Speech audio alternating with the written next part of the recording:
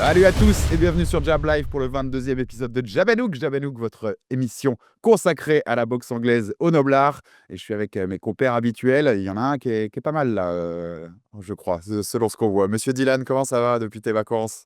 Bonjour, ça va. Regardez, on est pas loin de l'océan. Tout Ah, va bien. on est, La vie est belle. on est, on est bien, on est bien. On a quand même l'écusson de l'UBB sur le cœur, c'est important, Toujours. même à l'autre bout du monde. Kabir, comment ça va? Ça va, tranquille. Moins de soleil, mais tout aussi content. Beaucoup moins de soleil, hein. Il nous a montré, il nous Ouais, a montré juste beaucoup, beaucoup, beaucoup moins. Moi, j'en ai un peu, donc ça va. Je suis pas aussi bien que Dylan, mais je suis pas mal quand même. Et comme la semaine dernière, notre guest qui vient souvent nous voir et qu'on est ravi d'avoir à chaque fois, Monsieur Philippe Pipa, comment ça va? Nickel, sous la pluie également, mais ça va, ça va. Écoutez, on fait 2-2.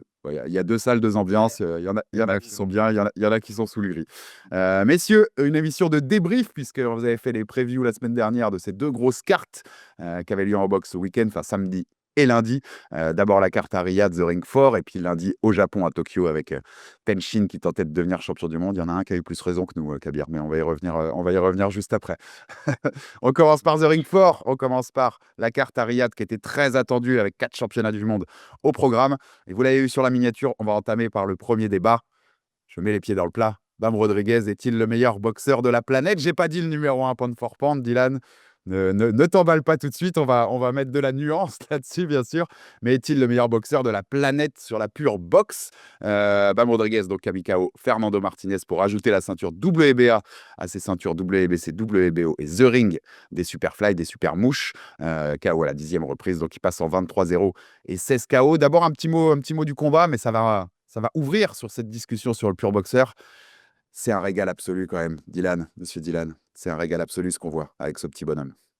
Ouais, alors déjà, avant de rendre hommage à Philippe sur son analyse de la carte japonaise, hommage à Bruno Suras, qui était à The Ring 4 et qui, contrairement à beaucoup de boxeurs, et je pense à Conor Ben par exemple, qui était au premier rang, à beaucoup de boxeurs invités et de célébrités, était là depuis les prélims, parce que c'est un mec qui aime vraiment la boxe. Voilà, je voulais faire une petite parenthèse là-dessus. Bravo Bruno, d'être un vrai passionné et de pas être juste là pour te montrer, tu vois. Ensuite, Bam. Putain, Bam. Il est, heu, il est impressionnant. En fait, je vois pas qui, autour là dans ces catégories, on parle de Nakatani, d'Inoue et tout, mais qui en fait pourrait l'inquiéter ce mec? Parce qu'il sait tout faire, en attaque, en défense. Et il y a un truc moi qui me et à chaque fois c'est du miel, franchement, c'est demi-molle immédiate. C'est quand il prend ses angles, mais qu'il prend pas juste ses angles, c'est-à-dire il envoie un jab, il s'appuie sur la garde de son adversaire, il en profite pour manipuler un peu la garde, pour cacher la vue de l'adversaire et pour s'appuyer pendant son pivot, donc avoir un pivot encore plus rapide. Je sais pas si on se rend compte la maîtrise qu'il faut avoir de ta boxe pour arriver à faire ça contre des mecs qui sont champions du monde en face de toi. C'est des sparring, c'est quand, nous, communs des mortels, on se part avec des petits. Enfin, c'est pas normal ce qu'il fait. Lui, il fait ça avec un champion du monde invaincu en face de lui. Et effectivement, on avait beaucoup ri de ça la semaine dernière, mais la solution, c'était de pas laisser Bam prendre d'angle. Bon, comment tu fais pour pas laisser Bam prendre d'angle, à part avec une batte de baseball ou un fusil à pompe? Je sais pas, c'est trop fort. Il est trop fort, il est parfait, et il est parfait des pieds à la tête, en fait. C'est-à-dire son jeu de jambes, je sais pas s'il y a beaucoup d'équivalents aujourd'hui, dans le monde de la boxe et effectivement, on va en parler après, du débat, top 1 ou pas, enfin voilà. Mais je sais pas s'il y a beaucoup d'équivalents sur son jeu de jambes et aussi sur ses placements du haut du corps, sur ses esquives, sur, tous les slips, tous les duckings et tout qu'il fait, tout est parfait, tout est dans le timing. Même quand il prend des coups, en fait, il roule avec les coups, donc il prend pas vraiment de coups. Là, on avait l'impression qu'il avait pris des coups, tu vois, à la fin, il est pas marqué le mec. Parce qu'en fait, il roule avec tous les coups, il voit tout arriver tout le temps et enfin, c'est un joueur d'échecs, il a vraiment 3 coups d'avance en permanence. Il est trop fort. Franchement, si on avait encore des doutes, même si bon, ça fait longtemps qu'on en avait plus, mais ce qui fait un champion du monde, invaincu, faut quand même le souligner et effectivement, il rentre dans la discussion parce que c'est ce qu'il a fait à Martinez, et ce qu'il a fait au mec d'avant, hein. C'est ce que font, bah, le top 3 là, Crawford, Usyk, Inoue, où ils font passer les champions du monde en phase 2 pour des débutants, quoi. Donc C'est ça, non, énorme combat, bravo. c'est ça, parce que Martinez, c'est tout sauf un mauvais boxeur, et en effet, Ah elle le bah, fait oui. passer pour son petit, quoi. Kabir, il en parlait, Dylan, il parlait des pieds. Tu regardes, franchement, quand je l'ai revu le combat, il fait pas une fausse note sur les pieds. Ils sont toujours au bon endroit. Le footwork, il est pas, enfin, c'est quand même presque flippant, quoi. Sur 10 rounds, il est parfait tout le temps. Ouais, c'est ça en fait, le fait qu'on trouve aucune faille et qu'il y ait aucun truc un peu brouillon ou un peu hasardeux, que tout soit millimétrique et voilà, c'est comme si c'était sur du papier à musique et c'est vraiment impressionnant et le truc qui me surprend le plus, c'est qu'on se dit qu'il a encore, paradoxalement, il a encore une énorme marge de progression. Qu'il est même pas à sa phase finale, il a même pas maturé à 100.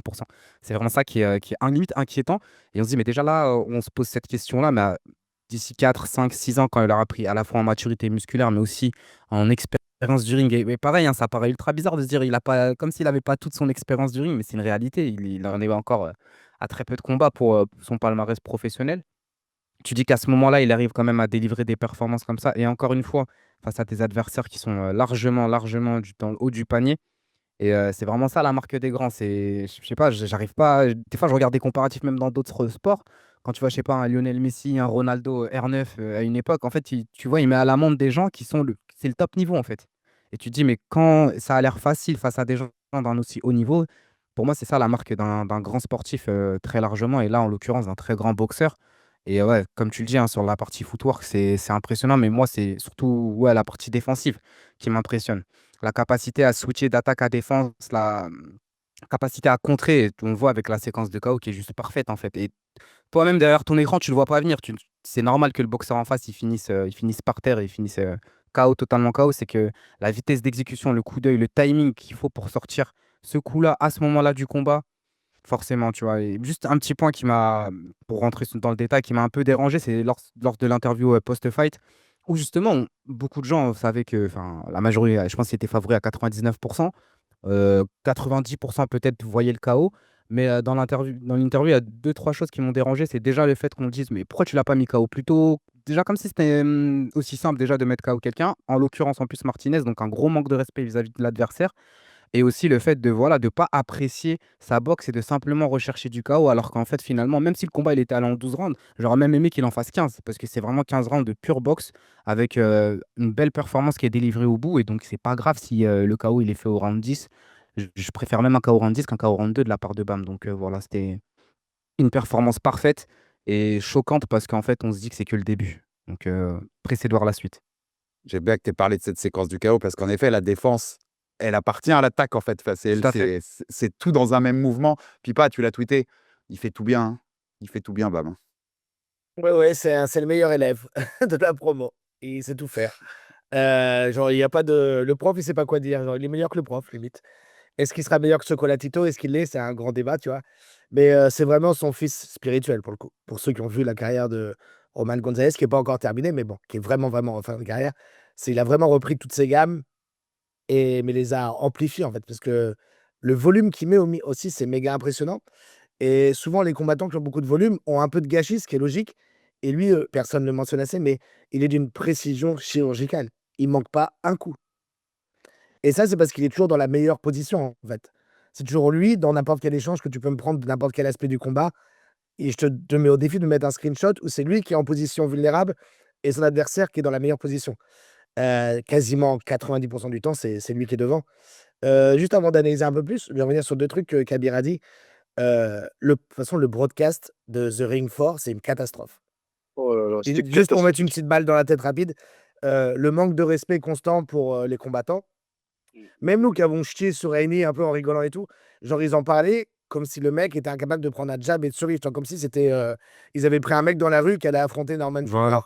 Fuller. Après pareil sur, Fernando Martinez et ils en parlaient comme si, bon, on a trouvé un mec qui est un peu costaud dans la rue et genre le mec il est champion du monde et en plus il est super dur Martinez. Il a un style qui est un peu particulier, on en avait parlé et qu'effectivement face à Rodriguez ça sentait, roussi pour lui, mais il combat quand même avec le nez complètement pété depuis le round 2. Mmh. Le mec a passé tout le combat à essayer de se vider, tu sais, libérer le nez, de tout le sang qu'il y avait et tout et il se fait tabasser tout le combat et il tient pendant super longtemps et Martinez, si tu le mets face à n'importe quel mec qui est pas, si tu dans le même poids, Usyk, Crawford, Inoue, Bam et ben c'est un mec qui est solide. C'est un mec qui est pas si loin que ça du top 10, tu vois? Par Mmh. contre, c'est pas genre un petit champion du monde, qui a trouvé un championnat vacant et qui l'a eu et ils en parlaient comme si c'était rien, tu vois? Enfin bref, le broadcast est très mauvais. Juste par rapport à Bam, tu parlais qu'Amir ce sera dans 4 5 ans. Le problème, c'est que Bam, dans 4 5 ans, lui, il se voit déjà à la retraite dans le même décor que Dylan et en train de déchaîner. Il n'a pas du tout envie de faire de longs, longs feux dans sa carrière. C'est son but, du moins. À 30 ans, 31 ans, de se barrer. En vérité, il y a moyen que si un jour il prenne une défaite, ça crée un peu d'ego et que du coup, il veuille avenger une défaite et que toi, si tu crées une bonne rivalité avec, je sais pas, avec Inoue ou Nakatani ou un truc comme ça, et peut-être qu'il resterait plus longtemps, mais c'est pas un mec qui veut faire comme Chocolatito, boxer à 40 ans, tu vois. Donc, Mm. moi, je pense que son prime, quand même, il doit pas en être très très loin parce que, à un moment, tu te demandes est-ce que c'est possible d'avoir un niveau vraiment encore plus haut que celui qu'il a déjà maintenant, tu vois.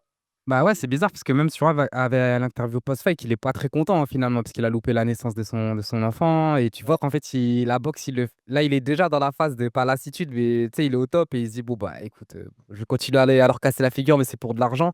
Mais moi, je parlais simplement peut-être de la partie vraiment expérience du ring, maturité musculaire, tout simplement, parce qu'il a tout juste 25 ans. Et au-delà de ça, expérience du ring, expérience du combat et adversité, parce que je pense que bah, plus il va avancer, plus les combats seront durs et donc forcément, il va justement être mis en difficulté. Pourquoi pas perdre? Parce que pour l'instant, j'imagine pas trop, mais en tout cas, être mis vraiment dans le dur et c'est là où on va aussi voir la capacité à rebondir. Tu vois? Et donc c'est pour ça que je me dis qu'il est pas encore au bout du process, mais il est pas loin, je suis d'accord avec toi. Et parenthèse, c'est vraiment, en effet, quand il réagit sur la naissance de son fils, tu sens que ça l'a saoulé. Et tu te rends compte parce qu'il devait savoir à peu près à quel moment, à quelle période sa copine allait accoucher. Donc tu te rends compte quand même que l'échec de Turquie, bon bah, il y a un moment, tu prends le chèque et tu y vas quand même, quoi, parce Ouais. que même si c'est à cette période-là. Bon, on rentre dedans. Monsieur Dylan Rodriguez, puisqu'apparemment dans 5 ans, ce sera Dylan Rodriguez quand Cobham sera dans le même. Ouais. Ouais, dans la même catégorie en plus. On lui parle souhaite. pure boxe. On parle pure boxe. On parle pas de pound for pound là. C'est le meilleur boxeur de la planète, Dylan. Ah, si on parle pure boxe, il est quand même derrière Crawford pour moi. Same. Pareil. Je pense que Bam, extraordinaire et parfait partout, mais je pense que Crawford, il est parfait et en plus, il a un grain de folie, il a ce truc en plus qui est. Il a cette capacité à sortir en plus des sentiers battus. Bam, il fait tout parfaitement, mais il n'a pas cette folie que peut avoir Crawford des fois. Et ce que je mets au crédit Crawford pour ajouter, parce que je suis du même avis, c'est l'expérience aussi. Tu vois, cet aspect-là, expérience, évidemment. cet aspect, en fait, j'ai pris tout le monde. J'ai pris tout le monde. Tout à Ce fait. truc que tu peux aussi donner au crédit d'Usyk, à mon sens, qui lui, en plus, a fait beaucoup de KT, qui a fait beaucoup de KT, qui a fait beaucoup de grosses oppositions dans les deux KT. Ce truc-là d'expérience, c'est le petit truc qui fait que pour moi, ils sont encore un cran au-dessus. Mais c'est vrai que d'un point de vue ouais, pure boxe, tu as tendance à dire que Bam, il roule, mais ouais, Crawford, il a ce truc un peu Bah, il est au-dessus. top 2, top 3, quoi. Clairement, pour le coup, il est meilleur que Inoue en boxe pure. Et moi, je le mettrais devant Usyk ou à égalité. Parce que Usyk, c'est pareil. Il a son style de boxe, mais il est parfait, Usyk aussi. Attention, hein. En plus, il est parfait dans une catégorie où t'as pas le droit de faire d'erreur. Enfin, que ce soit chez les cruisers ou chez les lourds, où t'as pas le droit de faire d'erreur. Donc, il a intérêt à être parfait, Usyk.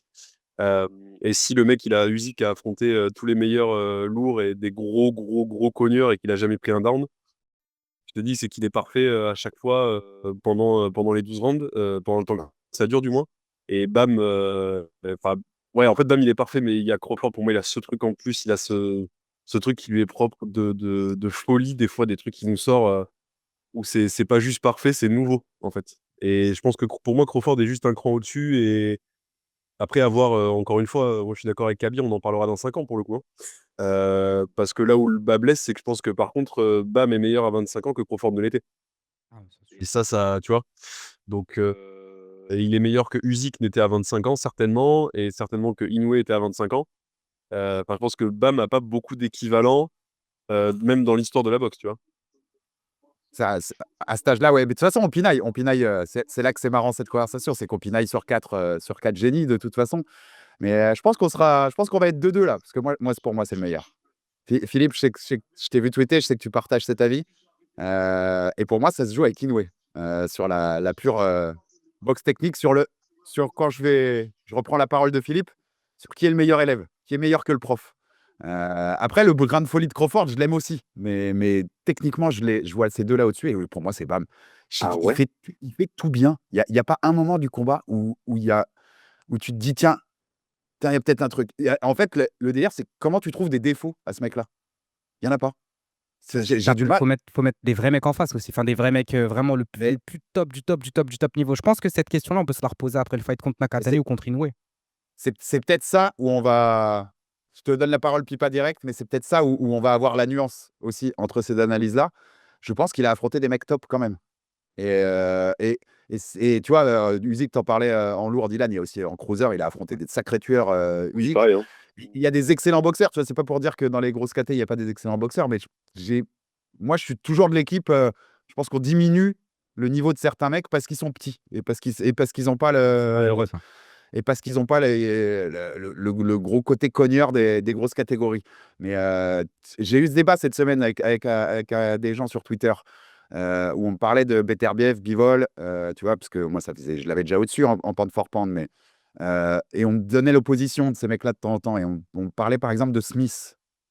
Et on me disait, Ouais. bah, Bam, il n'a pas affronté un mec du niveau de Smith. Ah bah loin de là. Il a affronté des mecs meilleurs que Ah, Smith. mais il a affronté meilleur Smith, Justement, tu vois. évidemment. Donc il y a pour certaines personnes, juste parce que tu es dans ces catégories hautes, tu es forcément un meilleur boxeur que les petits gars que Bam a Oui, affronté. non. Ça, je suis pas Et d'accord. c'est pas légitime. Qui passe ton avis sur ce débat-là, sur le meilleur ou non? Bon, malgré que ce soit moi qui ai le physique le plus large de tous, je pense qu'on sait tous que pour moi, plus tu montes en poids, plus c'est facile. Dans ma tête, parce que moi, j'aime pas du tout les grosses divisions, j'aime les petites divisions. Et comme je suis toujours suivi la boxe comme ça, pour moi, Chocolatito et tout, ils enterrent tous les poids lourds. Enfin, dans ma tête, c'est le summum de la boxe se trouve entre 115 et 135 livres. Tout ce qui est au-dessus, En vrai, c'est déjà avec un astérix. ils font Ouais, comme les ouais, pays Bah, en taille pour moi, au-dessus de bah, 70 kilos, ça sert à rien de parler avec moi. ouais, parce que tu as toujours ce truc-là de n'importe quel coup un peu chanceux Ouais, peut terminer un combat, alors que ouais. à 115, 118, 122, tu as vraiment ce truc-là de c'est le meilleur qui gagne. Plus souvent, je veux dire, ça peut toujours arriver, hein, tu as des mecs comme Nakatani ou je sais pas quoi qui frappent super fort et tout. Mais oui, alors je suis d'accord avec Diane que Crawford est méga fort et Kabir aussi. Mais moi, en fait, Crawford, dans ma tête, je l'ai déjà un peu comme s'il était à la retraite. Alors, il l'a jamais dit qu'il le serait, hein, c'est peut-être moi qui le mets à la retraite parce que j'ai du mal à voir ce qu'il pourrait faire après. Du coup, tant qu'il est là, je veux bien encaisser qu'il fait partie des boxeurs actifs. Mais comme je suis pas trop sûr qu'il va combattre, j'ai tendance un peu à l'oublier, entre guillemets. Il fait partie du roster, tu vois. Il n'a pas genre 15 mecs autour de lui. Donc, je mettrais Bam premier avec Naoya, mais vraiment juste derrière. Et aussi, pareil, un peu hors catégorie, parce que c'est difficile quand même de comparer un poids lourd avec un poids aussi bas que Rodriguez. Mais c'est là que tu vois que Usyk est quand même super fort parce qu'il refait des mêmes mouvements que Rodriguez. Genre le jab, je prends l'angle sur la gauche, crochet au corps en ayant caché la garde, c'est clairement Oui. ce que Usyk a fait pendant des années, ce qui montre à quel point lui, il est incroyable hein, comme poids lourd. C'est vraiment. Lui, pour le coup, il vaut vraiment quelque chose. Tu vois, lui, c'est vraiment un mec qui est méga fort. Mais ouais, Rodriguez, je mets un petit bam, je mets un peu devant. Je mets juste derrière Usyk et Inoue parce qu'il est d'une régularité incroyable et effectivement, il a battu des mecs super forts. Je pense que le seul truc qu'il a, Bam, c'est qu'il a battu des mecs qui sont en deuxième cycle de leur carrière. Mmh. Saki Estrada, il était pas rincé quand il l'a affronté. Quadras non plus, mais ils avaient déjà eu toutes ces guerres entre les 4-3 où ils étaient déjà tous un peu tabassés. Pareil pour le Thaïlandais et tout. C'est un peu ça qui pêche un peu dans le CV, mais en termes de boxing pur, de ce que tu regardes, ouais, de par sa précision, de par le volume, de par également les choix qu'il a, parce qu'il fait pas toujours la même chose. Genre, je faisais un petit montage l'autre jour pour m'amuser et en vrai, toutes les attaques qu'il a, que tu sois droitier, gaucher, que tu sois un bon crocheteur ou que tu juste un bon jab, il a vraiment tout affronté comme profil. Si on parle du futur, je sais pas s'il va passer par 118 ou s'il montera à 122 direct pour aller chercher Nakatani et Inoue. Dans ce cas-là, quand même, il y a une différence musculaire importante, ce dont tu parlais, Kabir. Actuellement, si j'aurais monté et que je vois pas vraiment de progrès physique important, je pense que je le vois pas gagner contre Inoue, moi. Juste parce que physiquement, il y a trop de choses, en fait. Inoue, il est quand même monstrueusement fort et je pense que le seul profil qui peut battre un mec comme Rodriguez, c'est quelqu'un qui peut suivre son jeu de jambes. Tu ne seras jamais un gars comme Nakatani. Nakatani, il peut le battre, hein, évidemment, ça reste de la boxe à haut niveau, mais je le vois plus louper ses entrées, louper ses mains gauche, ses bras gauche Mmh. et se faire contrer. Alors qu'Inoue, il est capable de pas jouer cette fantaisie et de bloquer des gens. Et c'est le seul. Bah, après, c'est le meilleur match que tu peux faire dans la boxe, dans ma tête. C'est le Ouais, seul non. truc que je me dis, dans 2 ans, est-ce que Rodriguez, il serait capable tu vois, de prendre assez de masse? Il est quand même vachement skinny comme mec à la base, tu vois. Est-ce qu'il est capable vraiment d'avoir cette largeur? Est-ce que 115, c'est pas déjà beaucoup pour lui, tu vois? C'est ça j'ai du mal à le voir faire une Manny Pacquiao, tu vois, monter vraiment, vraiment beaucoup de trucs, prendre des stéroïdes, tricher et monter aussi en poids. Alors, du coup, je me dis, c'est un peu ça sa limite, c'est tu fais comment le jour où il y a vraiment un mec qui a un jeu de jambes égal ou au moins pas 40 niveaux inférieur au tien. Mais du coup, le match-up Nakatani, tu le trouves, tu penses que Nakatani, il a moins de chance malgré le fait que ce soit lui une longue perche avec des bras immenses? Enfin, Ça, je pense ouais, que c'est ça. parce qu'en fait, Naoya, techniquement, c'est quand même un dieu. On oublie, il y a trop de respect, trop de manque de respect. Enfin, pas de vous, mais il y a trop de manque de respect sur ce que Naoya est capable de faire. Là, ils sont lui parce qu'il balade des gars à 12-0. Mais en vérité, tu sais, il a quand même un truc où il contrôle tous les échanges. C'est ce que Rodriguez fait. Alors que Nakatani, même contre le taille, contre Petch, il se prend quand même des uppercuts. Ouais. C'est la bagarre à fond. Et je pense que ce jeu de la bagarre contre Rodriguez, c'est vraiment pas le bon jeu. C'est vraiment comment passer pour un amateur alors que tu es un mec super fort, genre top 6, top 7, pam, pam, pam. Et alors que Naoya, il est capable de te faire un combat où juste avec son bras avant, il peut neutraliser des gens. Tu vois, ça, Nakatani, c'est juste un mec explosif qui est là pour éteindre des gens. Moi, j'adore voir ça. Nakatani, il est dans mon top 5 préféré des boxeurs. Et je pense qu'il a vraiment un profil où, à part s'il trouve rapidement Rodriguez, il passe pour un con pendant 12 rounds. C'est vraiment ça. Alors que Inoue, je me dis, ah, ça peut être un truc qui finit en speed décision, tu vois, genre, où les deux se sont livrés à un combat tactique de fou et tout. Parce qu'Inoue, également, dans la tête, c'est quelqu'un. Mais c'est le meilleur match-up possible de la boxe, meilleur match-up réaliste de la boxe. Là, on parle des trois grands qui sont au-dessus depuis très longtemps. Bam qui est en train de les rejoindre. Et il y en a que deux qui peuvent s'affronter dans ce quatuor. Où c'est Ouais, exactement. réalistiquement, où tu te dis, OK, il y a quelque chose de possible. Donc, c'est un porno de boxe, les gars, s'il y a Inoue et Bam. Enfin, c'est Ouais. vraiment complètement incroyable, quoi. Bon, après, il y a Euh, Jake Paul, Anthony Joshua, mais bon, apparemment, on ouais, fait des snobs ici, alors que là, on a un super combat qui arrive. ouais, ça, c'est trop au-dessus, Dylan. Tu vois, on le classe pas. La boxe. On le classe pas. Exactement. Il y avait le débat meilleur ou pas au monde. Par contre, ou le débat, la petite nuance, parce que c'était marrant aussi. Tu vois, je l'ai tweeté aussi après le combat. Je peux complètement comprendre qu'on ne le mette pas numéro 1, pound for pound. Parce que les accomplissements des trois au-dessus font que c'est compliqué de les déloger, en Ouais. vrai, jusqu'à tant qu'ils sont là. Mais j'aime bien l'idée qu'a dit tout à l'heure Philippe, c'est-à-dire que je sais, dans ma tête aussi, alors qu'ils ont combattu il n'y a pas si longtemps, mais Crawford et Usyk, je les vois un peu comme des mecs en semi-retraite, dont on ne sait pas vraiment s'ils vont recombattre ou quand ils vont recombattre. Ou, tu vois, tu as l'impression qu'ils reviennent de temps en temps. Enfin, c'est un peu un feeling que j'ai. Et donc, c'est pour ça que je l'avais mis aussi. Et tu m'avais répondu, Dylan, donc je te donne la parole tout de suite là-dessus. Mais je me dis, je pourrais considérer, en fait, d'insérer Bam dans le trio et de le faire rentrer là-dedans. Parce que, et là, j'ai sorti mon argument, les gars, et tu vas pouvoir me répondre tout de suite. Est-ce qu'en 2019, tu aurais mis Pacquiao numéro 1, forcément, quand il reprend le titre des welter? Parce que c'est Pacquiao et qu'il a tous ses accomplissements. Ah, c'est pas tout à fait pareil, je pense. Non. Parce que Crawford, il vient juste parce que c'était il y a quand même pas longtemps, il vient juste de prendre une couronne d'Undisputed dans une 3e KT, tu vois. En montant, et tout le monde disait que physiquement, ça le ferait pas et tout, et il a humilié Canelo pendant 12 ans. Je provoque un peu, je titille un peu. Moi, je le vois pas, je le vois pas, la retraite Crawford. Je le vois, de ce qui est en train de se passer. Il y a des unifications chez les moyens qui sont en train d'arriver. Je vois bien Crawford redescendre et tenter, parce qu'en 2 combats, il peut y avoir un undisputed chez les moyens. Donc je vois bien tenter quelque chose. J'ai vu qu'il y avait, les négociations pour le rematch contre Canelo. Bon, bah, ça, on veut pas le voir, mais c'est un combat de plus. Moi, je pense pas qu'il soit à la retraite, et pareil pour Usyk, je pense qu'il lui reste 2-3 combats. Je les vois comme des mecs pas assez actifs, ça, je suis d'accord. Mais encore une fois, on a eu le débat 10 fois. Naoya, il est très actif. Par contre, les mecs qu'on le voit affronter, bah, moi, j'ai pas envie de le voir affronter ces gars-là. Donc, à la limite, Mais est-ce que, excuse-moi de te couper, Dylan, mais est-ce que tu es étonné? Moi aussi, je les vois combattre, mais est-ce que tu es étonné si dans 2 ans, bah, Crawford n'a jamais recombattu et Usyk n'a jamais recombattu? Est-ce que tu serais vraiment étonné? ouais, franchement, ouais. Franchement, je te le dis comme je pense. Moi, dans ma tête, justement, c'est l'opposé de vous. Moi, dans ma tête, ils sont encore actifs et ils sont dans une position de suprématie de la boxe. En fait, Naoya, il combat beaucoup, donc c'est un cas à part. Naoya, c'est très particulier, puis c'est pas le même circuit, même si là, il a signé avec Riyad. C'est un circuit japonais, enfin, c'est un truc vraiment qui est à part. C'est un autre monde de la boxe, c'est un autre pôle de la boxe. Et c'est un étendard de la boxe dans son pays. C'est vraiment autre chose, Naoya. Mais les deux, là, Usyk et Crawford, qui sont les deux mecs. Euh, les 2 stars, on va dire, de la boxe, occidentale, on va dire ça comme ça, même si Usyk, c'est un peu particulier, mais bon, voilà. Et ils sont, dans une position de suprématie qui fait qu'ils ont pas besoin de beaucoup combattre, et en fait, ils sont en fin de carrière, ça, évidemment qu'ils sont en fin de carrière. Ils ont tous les 2 40 piges quasiment, ils ont tellement accompli dans la boxe ils sont dans cette position où ils sont assis sur le trône et ils se disent: «Bah, le prochain mec que j'affronte, c'est soit il me faut un énorme chèque évidemment, heu, soit il faut qu'il y ait une raison, un truc de legacy qui soit énorme». Et c'est pour ça qu'on a ce débat sur, et Usyk finalement il va prendre qui, tu vois?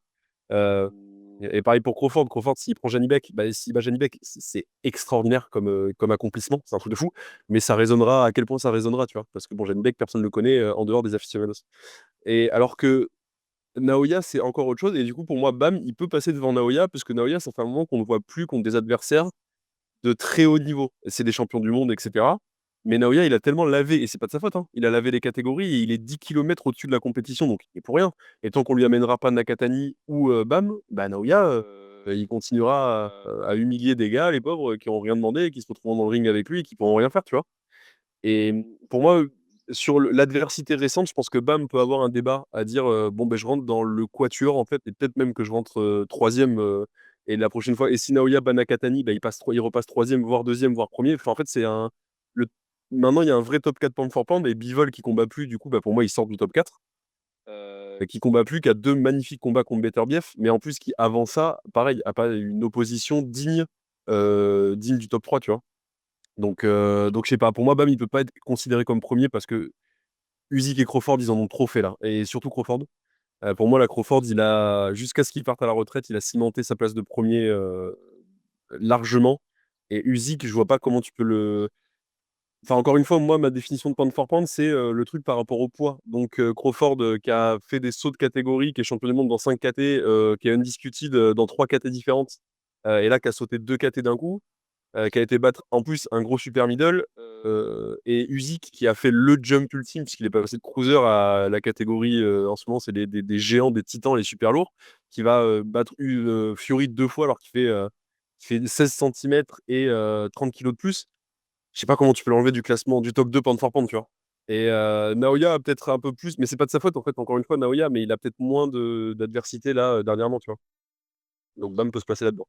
Kabir, vas-y, et après, Philippe. Ouais, moi, juste pour la provoque, hein, moi, je vois plus un Bivol plus proche de la retraite qu'un Crawford, là. Actuellement, en termes d'inactivité, je veux dire, pas en termes d'âge, mais pour te dire, là, le plus légitime dans la discussion de combattants actifs, c'est plus Crawford que Bivol, par exemple. Donc, c'est pour ça que tu peux t'en parler, c'est intéressant. C'est vrai que Crawford, et on lui a toujours reproché son manque d'activité, mais je maintiens l'argument qu'à chaque fois que Crawford y boxe, même si c'est une fois par an, pendant une semaine, la planète boxe, ça s'arrête de tourner et ça se concentre autour de lui. Et ça n'a jamais été aussi réel que lorsqu'il a combattu Canelo. Et l'effet Crawford aussi, c'était que pareil, à chaque fois, à chaque semaine, mois ou à chaque annonce de combat, ben, on se pose la question, on dit, mais est-ce qu'il va le faire? Est-ce qu'il va le faire? Est-ce qu'il va le faire? Un exemple, on parle souvent de Spence, mais encore une fois, je trouve que c'est un exemple significatif puisque c'était une semaine où vraiment il était au cœur des débats et au final, il a réalisé un exploit et là, pareil, on se disait: «Mais comment il va faire? 2 KT au-dessus, Canelo et tout ça, tout ça» et il arrive à, encore une fois, créer un exploit donc tu vois? C'est pour ça que Crawford, j'aurais beaucoup, beaucoup de mal à le déloger. C'est aussi pour ça que, à ta question, Bam, meilleur que Crawford, meilleur boxeur que Crawford, je maintiens que Crawford, est au top. Mais c'était, aussi pour cette raison-là, tu vois? Je me dis que ces combattants-là, même s'ils sont peu actifs, tu peux pas les enterrer encore parce qu'ils ont encore pour moi un ou 2 combats, sur la réserve et c'est parce qu'ils sont dans cette position-là et je suis d'accord avec toi, Dylan, que justement, ils peuvent pas prendre n'importe qui et c'est aussi ça fait qu'ils sont un peu «bloqués» entre guillemets, donc ils peuvent pas avoir l'activité d'un Inoue parce qu'il leur reste justement que un ou 2 combats. Donc voilà, pour moi, je les considère encore dans la course, mais c'est vrai que dans 2 ans, si j'apprends que Crawford il a toujours pas boxé, là, je pourrais considérer que c'est un combattant inactif. Donc mais là, pour l'instant, 2025, fin 2025, il est quand même dans la course. Philippe. Ouais, j'ai du mal à être intéressé par les discussions de pound for pound en vrai. Parce que je trouve que les classements sont bizarres et que j'arrive jamais à comprendre si c'est par rapport aux récompenses que tu as ou si c'est par rapport à ton niveau actuel. Si c'est par rapport au CV, je comprends pas pourquoi Canelo il est pas dedans, parce que malgré qu'il soit beaucoup moins fort, s'il a un CV qui enterre quand même énormément de gens qui sont dans ce top 10. Enfin, il a battu des mecs qui étaient légendaires et enfin, qu'il ait vieilli, ça vieillit pas ces trucs-là. C'est-à-dire que si Palcaio, il est encore actif, il est premier dans ce cas-là. Parce que ces récompenses, elles sont encore actuelles. Donc ça, je comprends Ouais, pas. mais il est plus sur ce run-là, tu vois. Il est plus sur ce run-là, alors que Usyk et Crawford, ils sont encore sur ce run-là d'accomplissement, puisqu'ils n'ont pas perdu et ils sont encore dans cette dynamique-là. D'eux, ils n'ont jamais perdu. Pacquiao, s'il revient, il a déjà pris sa retraite, il a perdu entre-temps, tu vois. Donc ils sont plus sur le même run. Pas pour moi, du moins. Ouais, mais une C'est pour défaite, ça. ça te fait pas perdre ton héritage, toi. Tu peux gagner. Ah non, non. Je veux dire, enfin bref, pour moi, c'est un sujet qui n'en est pas un, c'est juste un moyen de vendre des trucs. À partir du moment où quelqu'un a dans son top 3 Crawford, Usyk, Inoue, Bam et tout, ça veut dire qu'il a compris à peu près ce qu'il regarde, c'est assez suffisant. Euh, Naoya peut devenir numéro 1 s'il bat Nakatani avec la manière pour moi, tu vois, par exemple. C'est vraiment subjectif également. Après, Crawford, moi, j'aimerais bien qu'il combatte. Et je doute pas que c'est lui qui veuille pas, c'est que je sais pas pourquoi, j'ai pas l'impression qu'il est emballé par redescendre à 160. S'il le fait et qu'il éteint tout le monde comme il peut le faire là-bas, effectivement, là, c'est dur d'avoir quelqu'un d'autre qui représente la boxe que lui. Et bah, Usyk, on a déjà dit tout bien qu'on pense. Effectivement, sur la définition de pound for pound, Usyk est limite, moi, c'est pour ça que je mets presque un devant Crawford, c'est parce que bah, il a vraiment fait le saut ultime et qui est le plus légendaire de la boxe. Même si le niveau, encore une fois, d'opposition, Fury, c'est un vrai très beau boxeur, bon boxeur. Ouais. Joshua aussi, à l'époque où il l'a pris. Bon, Dubois et tout, c'est plus pour rester actif, on va dire quoi. Mais il y a quand même des gros combats là-dedans. Je vais pas te faire le mec qui dit battre Dubois, c'est plus important que battre Cardenas. Bah, si, quand même. Genre, tu vois ce que je veux dire pour pauvre Inoue. Par contre, battre Agmadaliev, c'est plus important que battre Tenshin. Faut se détendre sur Twitter, les gars. Je- Mais voilà, oui, Inoue, il a un peu. En fait, il attend ce gros combat. Donc, à partir de mai, je pense qu'en 2026, il y a beaucoup de choses qui bougent. Parce que soit fin 2026, tu as forcément eu soit un combat de Crawford, soit bah, il s'est dit, bon, les gars, j'ai pris mon argent, ou je rebats Canelo, ce qui ne le bougerait pas, ce qui ne ferait pas forcément de lui le numéro 1, même si d'autres mecs gagnent. Et Usyk, d'ici là, je pense, fin 2026, les trois auront combattu une ou deux fois. Bab, c'est ça en plus la timeline que je me pose pour lui, parce que c'est ça la question. C'est quoi, peut-être qu'il fait un combat au printemps, il attend le résultat de Nakatani Inoue, et la question, c'est est-ce qu'il monte parce qu'il va être indisputé à 115. Est-ce qu'il monte à 118 faire un test ou est-ce qu'il monte à 122? Et s'il monte à 122, il lui faut quand même au moins un match-up assez favorable avant d'aller prendre le GOAT de la division. Je veux dire, donc fin 2026, je pense que Bam peut être premier. Je pense que le gagnant de 2027, peut-être, parce que je ne sais pas si ça se fera en 2026. Allez, été 2027, le numéro 1, c'est Inoue ou Bam pour moi. Non, je mais suis d'accord avec toi. Pour le coup, par contre, je suis d'accord. Ouais, je peux te suivre là-dessus. Il peut être numéro 1. Et on va finir sur Bam, comme ça on passe au reste, les gars. Sur le CV dont tu parlais tout à l'heure, moi sur Bam, ce qui est marrant, c'est qu'il parle toujours que des 3 rois vieillissants, et je suis d'accord qu'il a battu. Il y a aussi des mecs, Sonny Edwards, c'est pas du tout un mauvais combattant, hein. Loin de là. Non, ça c'est clair. Et il l'a fait passer pour un rigolo dans le ring. Et Et Martinez, là, encore une fois, ça fait un. voilà, et Martinez. Et on n'était pas sur des mecs, tu vois, non plus sur la fin, avec des mecs comme ça. Mais tu vois, ils ont plus tendance à parler des mecs vieillissants que d'un Sonny Edwards. Donc, pour ça, sur ce côté-là, je trouve ça pas juste. Et en effet, ça va dépendre de ce qu'il fait. On rappelle Willy Baldo, Garcia Perez contre Kenshiro, c'est le 27 à Riyad, le 27 décembre pour la ceinture IBF de ces Superfly. Est-ce qu'il prend le vainqueur? Si c'est Willy Baldo, j'en ai pas envie. Kenshiro, ça me fait marrer pour Kenshiro, même s'il va se faire déchirer. Il va faire la guerre. Dans les deux cas, c'est terrible. Il va faire la Ça guerre. va me faire mal, mais si c'est Willy Baldo, ok, je comprends son envie d'être disputé, mais j'en ai vraiment pas envie. Dans un monde idéal, mais je sais que ça arriverait pas comme ça. Moi, mon monde idéal, et là, il peut être numéro 1 fin 2026. Au Tokyo Dome, en mai, il prend Takuma à 118. Il bat Takuma. Et à la fin du combat de Nakatani, si c'est Inoue, il monte et il dit vas-y, et je monte sur le prochain. Et en fin d'année, au Japon, on se fait un gros kiff ensemble. Et là, J'allais arrêter de manquer de respect à Takuma. Takuma, il va éteindre Bam. Ouais, moi, il y a une chat calme, Philippe. Tu vas te calmer dessus. C'est pas possible. C'est un bon combat pour lui apprendre de se placer dans la discussion de ce combat Inoue Nakatani. Et en plus, bah, du coup, Takuma veut combattre en mai également. Et c'est la meilleure. Moi, je pense que c'est la meilleure chose qu'il peut faire. Je sais juste pas, je crois qu'il veut vraiment être indisputé à 115. Du coup, ça ouais, je crois aussi. empêche d'un peu le truc. Mais sinon, financière, c'est la meilleure décision à prendre. Après, il est à un combat d'être indisputé. Tu étonnes qu'il ait envie, tu vois. Il lui reste Évidemment, une ouais, ceinture à aller chercher et qui est largement à sa portée. Juste pour tes accomplissements, justement, tu dis, bon, ça c'est fait, maintenant je le laisse derrière moi. Exactement. Je grimpe, je laisse mes ceintures vacantes, je grimpe et on y va, tu vois. C'est vrai que pour le CV, c'est cool, mais en termes de pur, je trouve, accomplissement, même si t'es pas une disputée, tu vas taper Takuma en bantam en mai, et puis tu vas essayer de taper Inoue Nakatani en super bantam en décembre.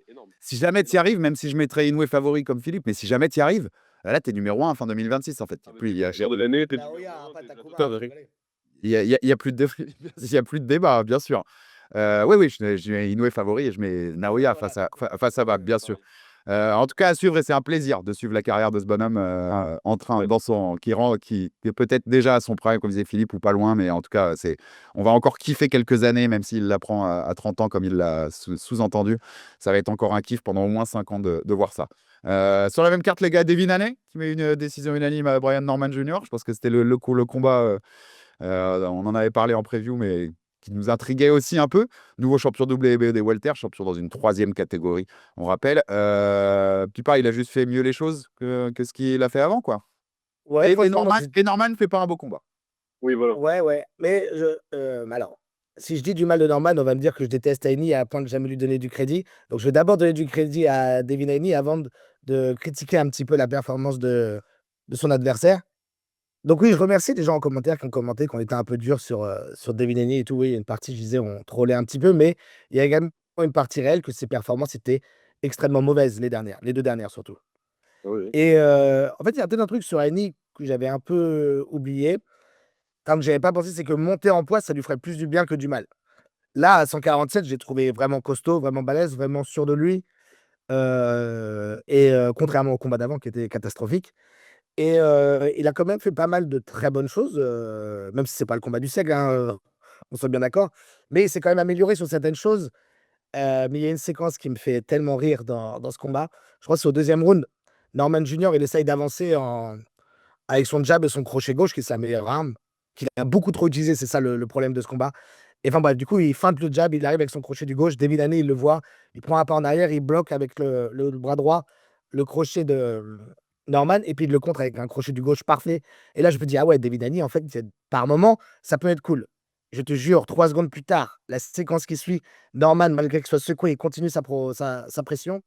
L'autre, il shoot dans ses jambes, clinch, et il lui met un coup de coude, mais on aurait cru de Saroukan. Genre, je dis, mais comment ça peut être autorisé sans qu'il y ait. Mais en plus, même Norman Junior, il dit rien. Je dis, mais les gars, faites quelque chose. Enfin bref, c'est hilarant de me dire. Le moment où il m'a donné de l'espoir, 2 secondes après, il me disait, ce mec est insupportable et tout. Mais bon, sa performance est en contrôle total et il était beaucoup plus sûr de lui. Il a pris des gros coups qu'il a bien encaissés. Et pareil, pour lui donner un peu quand même de crédit, sur le knockdown, ce qu'il fait, c'est super. Tu vois, le premier crochet du gauche qui secoue Norman. Après, il renvoie un 2e crochet qui lui permet de prendre l'angle extérieur. Il fait que son crochet du droit, il arrive en pleine face et non pas sur le côté. Et là, bah, il n'a rien compris ce qui lui est arrivé dans le Man Junior. Et après ça, il commence à se dire, ah, en fait, dans mes attaques, il va falloir que je sois très malin parce que ce qui revient derrière est plus fort. Et c'est là où j'en ai discuté un peu avec Alex. Je disais, en fait, je pense qu'il a un problème identitaire, Devin Haney, dans sa boxe, en tant que boxeur, pas en tant que personne, en tant que boxeur, sur qui il est vraiment. Il aimerait être ce mec qui jab, qui est élusif, qui bouge partout. Alors qu'en vérité, c'est une espèce de bagarreur dirty boxing, tu vois, qui a des bons crochets, qui est dégueulasse, qui triche, tu vois, genre, enfin, qui triche. Tu vois, qui joue avec Elvis. Et c'est ça sa vraie nature, et c'est ça le meilleur qu'il peut être. Il sera jamais ce mec-là qui a un jab parfait, qui est dur à toucher, qui reste à distance et tout. Faut qu'il accepte qu'il ait ce côté de boxeur, et avec ça, il peut avoir des résultats qui sont, tu vois, qui sont bien. Et sa victoire était plutôt bien, sa performance était très bonne samedi par rapport à ce qu'il a fait récemment. Et sur Norman Junior, ouais, c'est bien d'avoir des mains en béton et de frapper fort, mais c'est pas ça qui t'a amené à être champion du monde. T'a amené à être champion du monde, c'est de mettre des pièges, de faire tomber tes adversaires dans des pièges comme il a fait avec Jin Sasaki, tu vois? Genre lui, il envoie le jab au corps, il lui renvoie la même chose, sauf que lui, sa posture a été parfaite. Il l'attendait, il l'a couché direct dans un crochet Magique. qui est magnifique. Et là, en fait, il a juste fait combattre le combat de David Haney en ayant toujours une marche en retard, au lieu de lui-même mettre ses pièges et d'avancer comme ça. Et très déçu de sa performance, on verra comment il rebondit. Kabir, qu'est-ce que tu as pensé de cette performance de Devin? Ouais, bah, obligé de poser un mea culpa parce que justement, j'ai peut-être trop misé l'espoir sur Norman et pas assez sur Devin Haney. Justement, moi, le point sur lequel j'ai été très surpris également, c'était le physique. Je l'attendais pas. Je l'attendais pas à tenir le challenge physique face à un Norman qui est assez gros et qui gère plutôt bien et surtout qui a un sacré bloc. Mais je pense que justement, ce knockdown en début de combat, ça a permis de le mettre en confiance et tout de suite le permettre d'être beaucoup plus sélectif dans ses attaques. Là où justement, il y avait 2 défauts de ses dernières performances, c'est que comme tu le disais, Philippe, d'un point de vue offensif, il sait pas trop où aller et en fait, il tente un peu tout et puis si ça passe, il spam. Mais des fois, ça arrive pas ou des fois, ça arrive en fin de combat et d'un point de vue défensif, dès qu'il en prend une lourde, ben, c'est bon, hein, il veut plus se faire toucher donc quitte à faire 6 rounds, hors distance et marquer ses points et gagner ses rounds tranquillement, il le fera. On l'avait vu lors de son dernier combat. Là, très rapidement, je pense qu'il a été mis en confiance et il a réussi à toucher un Norman qui, lui, dès le début, cherchait le gros coup et a été très, très peu sélectif, lui, dans ses attaques, puisqu'essentiellement, en gros, il cherchait à toucher avec le crochet du gauche à la tête. Pas de travail au corps, pas de gestion du ring. Il a essentiellement cherché le gros coup en se disant, ben voilà, c'est ma KT, Devin, il vient d'en dessous. À mon avis, je vais lui rouler dessus. Bah, pas du tout. Il a réussi à maintenir un gros rythme dès le début du combat, toucher dès le début du combat. Et donc, forcément, les deux, ils se sont enfermés dans un style et ils ont été braqués. Sauf que Devin, ça a marché pour lui. Ça a marché pour lui d'avoir ce style très offensif et bagarreur et un peu sale avec le vice qu'on lui connaît. Tandis que Norman, lui, ben, j'ai l'impression qu'il a été touché, sérieux, même psychologiquement par le premier down. Et qu'ensuite, il s'est dit, bon, bah écoute, je sais pas trop comment je vais faire, bah, je vais essayer de le coucher. De toute façon, il n'y a que ça, puisqu'il vient d'en dessous, il est plus léger, je pourrais le coucher avec mon crochet. Sauf que ça n'est jamais arrivé. Donc c'est comme ça qu'il s'est rendu le combat facile. Donc ouais, encore une fois, je suis obligé de donner du crédit à Eni. Je veux pas non plus sortir l'argument, bah non, mais c'est Norman qui a fait un mauvais combat. Eni a fait un beau combat. Et même, c'est plutôt favorable pour la suite dans cette catégorie parce qu'il a pris l'un des plus sérieux chez les welter. Donc il a largement la place pour faire son trou dans cette catégorie-là. Donc ouais, beau combat, mais voilà, je maintiens que c'est pas non plus le combattant que j'aime le plus voir. Et on se faisait le débat la semaine dernière. Clairement, c'était aussi le combat qui m'a moins le fait kiffer, mais qui m'a quand même le plus surpris. Dylan, au lieu de fermer ta fenêtre pour que tu aies le moins de soleil là, et de nous faire enrager, comme je viens de savoir Comme un roi. lis-le pas. Pardon, j'ai le soleil dans la gueule. Il commence à faire chaud là, il fait 35 degrés, il faut mentir là. Et je vais essayer de pas être méchant, mais combat de merde, catégorie de merde, qu'est-ce que je vous dise, Soulé, viens nous chercher une ceinture, pitié, parce que non, c'est pas possible. Oui, alors oui, super, Devin Haney a fait un meilleur combat que ce qu'on attendait, alors on s'est trompé, oui, bon, mea culpa, blablabla. Norman Junior qui a spammé le crochet gauche comme s'il était dans l'Undisputed, ok, pourquoi pas. Et comme disait Philippe, juste mettre un crochet gauche sans mettre de feinte, sans mettre de piège avant, oui, bien sûr, faisons ça, ouais. Devin Haney, il gagne le premier round, il met un knockdown au deuxième. Attitude, évidemment, comme d'hab, insupportable. Oh là Sur là, son oh là knockdown, là. évidemment, ça bouge pas. Quel horrible être humain. Et du coup, il a 3 points d'avance à la fin du deuxième round. Et voilà, il le sait qu'il a 3 points d'avance. Il fait un combat cataclysmique derrière. Moi, je m'en fous, hein, on peut me dire oui, mais il a maîtrisé son combat. Du coup, non, il fait un combat de merde derrière. Effectivement, il se prend pour Floyd Mayweather, ce mec, alors que non, c'est pas son style de combat. Il aimerait être Floyd Mayweather. Non, vraiment, je me suis fait chier. J'ai détesté ce combat. Et je déteste cette catégorie. Je suis désolé. Mon intérêt sera réanimé quand Soulé aura une chance pour le titre. Pour l'instant, je déteste cette catégorie et ce qui est en train de se passer avec Ryan Garcia, Barrios et tout me rend pas d'amour pour cette caté. Enfin, vraiment, j'aime pas du tout ce qui s'y passe. Et tu comprends que Boots soit monté, par exemple. Que Crawford, enfin depuis que Crawford et Spence en fait sont plus là, c'est catastrophique ce qui se passe. Et c'était un combat qui a illustré à quel point la catégorie était catastrophique quand le meilleur welter se fait battre par un mec qui était largement à sa portée. Ça montre quand même qu'il y a un problème, tu vois. Et qui est sûrement maintenant le meilleur welter. Ouais, oui. Et pour rebondir sur ce que tu dis sur Soulé, j'espère avoir faux, mais c'est de mauvais augure ce qui se passe. Parce que en vrai, si Garcia bat Barrios, C'est pas tout droit, ouais. Bah, c'est La Garcia, évidemment. la revanche, elle s'écrit tout droit. Et même si Barrios gagne, en vrai, Barrios, il prend le micro et il dit: j'ai battu le mec qui a battu Eni. Donnez-moi Eni pour l'unification. Ça s'écrit aussi, en fait. Ça s'écrit aussi. Donc voilà, on espère avoir faux pour Soulé, mais ça sent pas très bon cette histoire avec cette victoire de Eni. Et juste, vas-y, je te donne la parole, Pipa rapide, mais juste parce que je permets de rebondir sur Dylan, parce que j'avais oublié de le dire au début de l'émission. On vous a laissé une semaine pour le jeu concours Undisputed sur la dernière vidéo. Donc, on va sélectionner aujourd'hui les gagnants. Donc, tous ceux qui ont participé, je vais vous répondre sur les commentaires de la dernière vidéo YouTube pour vous dire que vous avez gagné et se mettre en relation pour pouvoir obtenir votre jeu Undisputed. Vas-y, Pipa, rapidos, pour qu'on passe au reste. Oui, je disais juste, c'est sûr et certain que le prochain ou le combat d'après Denis, c'est contre le gagnant de Barrios Garcia. C'est évident, malheureusement. Mais c'est sûr et certain que la WBC, ils vont faire ça et qu'ils vont prendre l'unification des deux ceintures pour faire ça. Juste par rapport à ce que disait Dylan sur les welters, qui était quand même une catégorie reine, qui est une catégorie majeure de l'histoire de la boxe. Je veux dire, le meilleur boxeur de tous les temps a boxé dans cette catégorie et tout. Euh, Est-ce que c'est la pire génération de welter, celle qui est post-Crawford Spence? Genre je ne veux pas dire de tous les temps parce qu'il y a des trucs qu'on n'a pas vus, mais depuis les années 70-80, je pense que c'est la pire. De celle qu'on connaît, c'est la pire. Effectivement, c'est prise de l'électron, je sais pas, mais là, c'est. T'as pas deux mecs que tu peux mettre et le combat il est cool. En fait, si t'as pas une opposition que tu as envie de voir, pour moi la KT elle est morte. Pour moi. Hein. Ouais. Non, mais c'est de notre vivant, Dylan, c'est sûr. Ah, et puis le meilleur boxeur de tous les temps a boxé chez les welter. Mais si tu prends le top 10 pound for pound d'à peu près tous les amoureux de la boxe, t'en as presque la moitié qui sont passés, qui ont été champions du monde chez les welter.